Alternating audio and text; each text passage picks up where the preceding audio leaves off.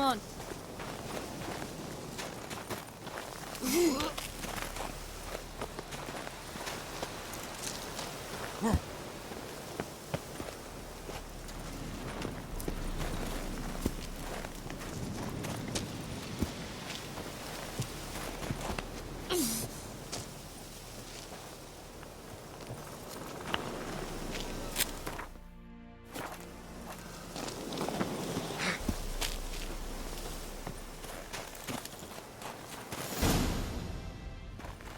Careful now.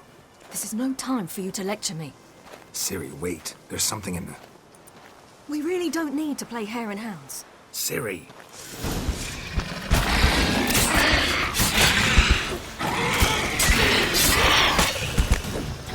Damn it.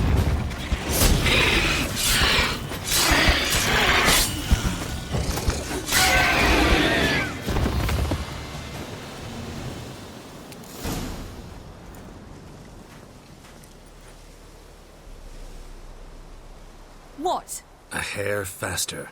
That's all it needed to be to rip your shoulder wide open. But it wasn't, and it didn't. We killed it. What is this about? You're angry, wanted to unload. But be that careless and next time. Don't you understand? There won't be a next time. Ciri, what are you talking about? I'm sorry, it's not a good time. Wanna head back?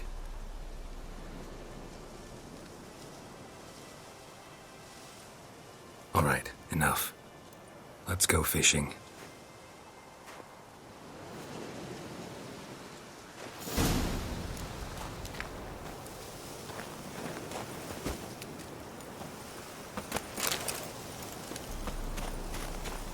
We bring Dandelion a nice fat perch, and he just might forget about the rabbit stew. Shame he didn't come along. He could use a bit of exertion. Huh.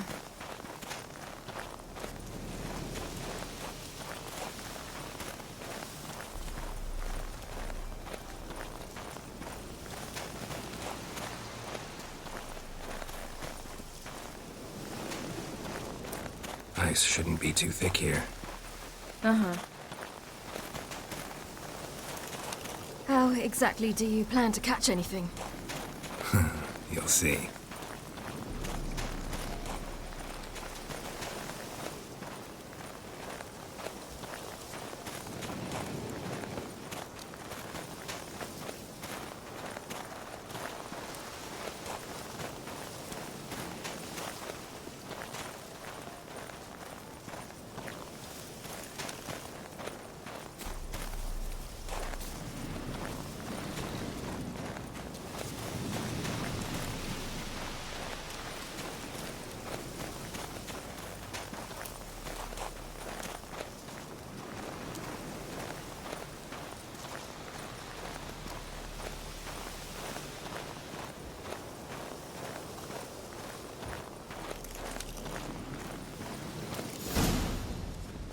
I'll be damned. Should we go? No, no way. Lake's gotta be full of perch, bream, or pollard. Fresh pollard. Would you like that? I wouldn't mind some, but do we plan to wait here until he leaves? No. We'll scare him off. How? I'll improvise. Wait here.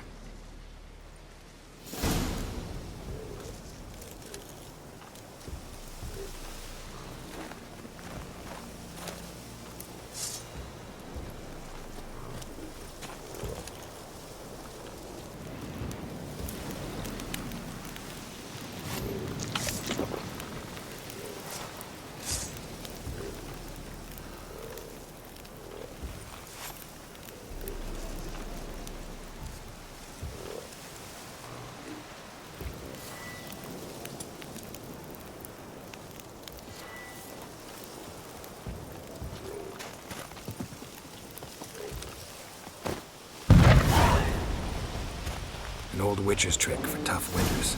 Not terribly subtle, but... Effective? Remember, don't ever do this. Why show it to me at all, then? Just in case. Never know what could happen on the path, what could save your life.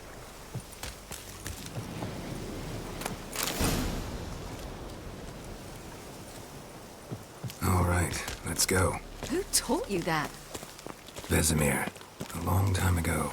How long? Very. Back when I wanted to call myself Geralt Roger Eric Duote Belagarcy. What? Tell you about it tonight. And about the time you broke your leg after wagering you jump off the roof of Kaer Morhen and land a horse's back? How do you even know about that? Eskel told me. But I want to hear you tell it. I'm certain you have a rational explanation.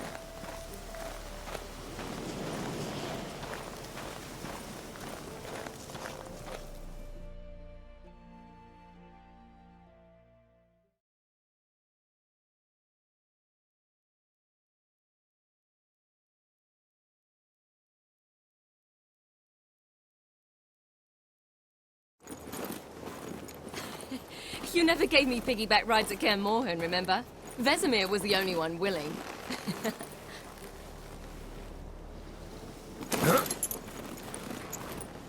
Had to wait till now to remind me? You've put on some weight since Kaer Morhen.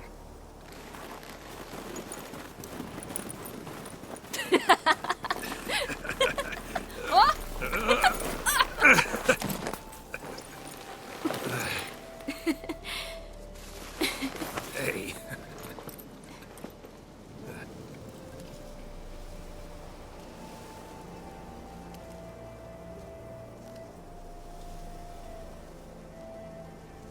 Ciri. We should get back.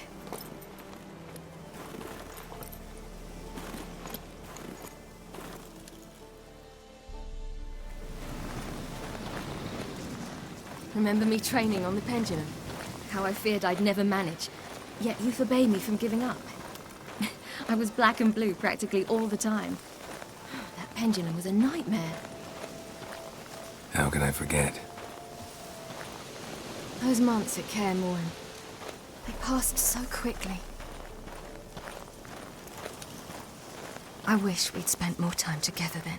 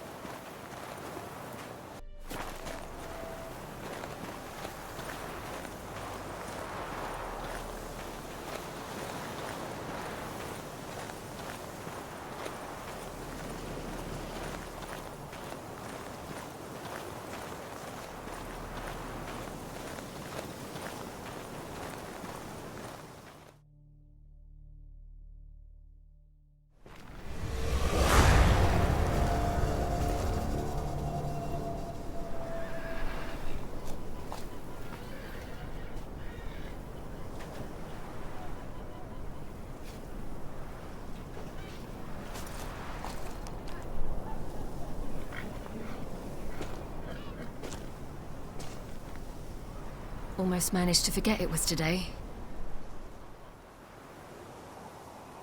They're here for me, Geralt. I'm going to Nilfgaard, to Emir.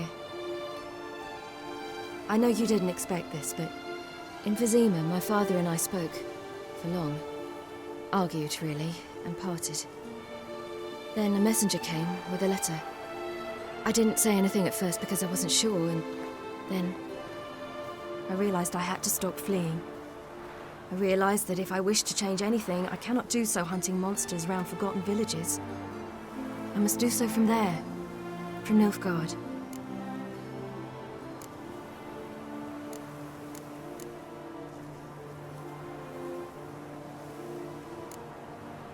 You make this choice on your own?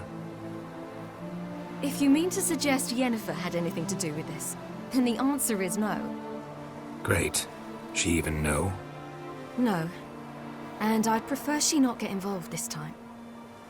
I'll let you tell her that.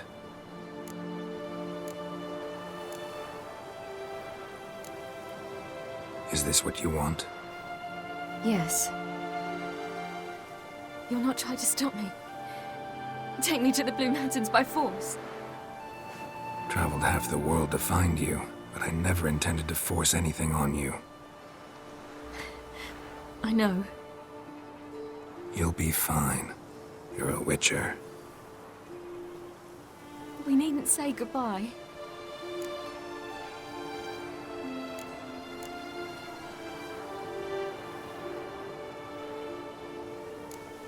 Of course we don't. I don't know when we'll see each other again. You know where to find me. You can't possibly stay at Kaer Morhen all the time. Makes no difference. You'll find me. True. Remember what I taught you. Never know. Could be useful there too.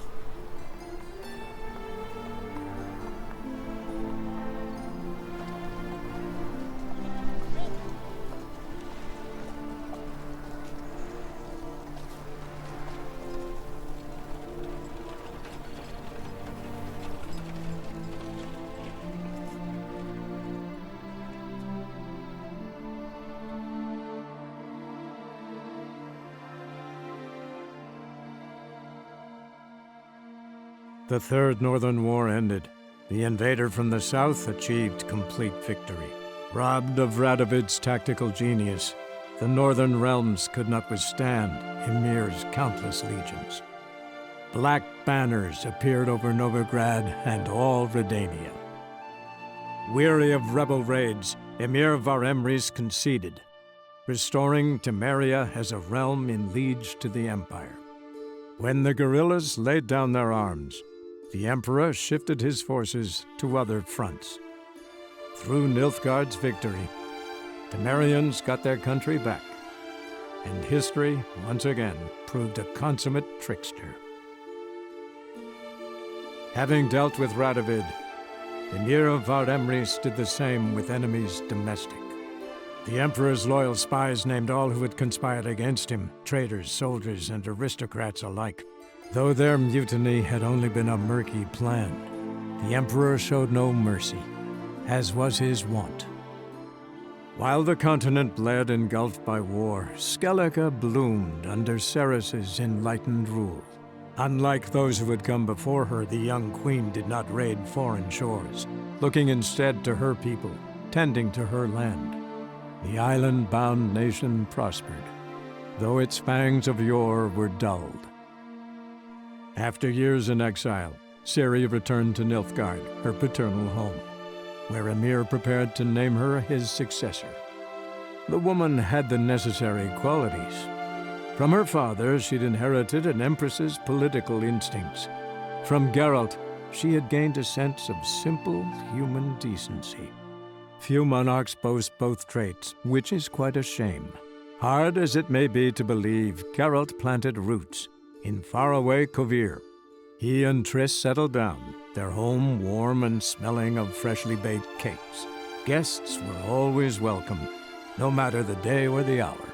The Witcher would take jobs at times more from habit than need, for Triss earned a true fortune as the mage advisor to Kovir's king.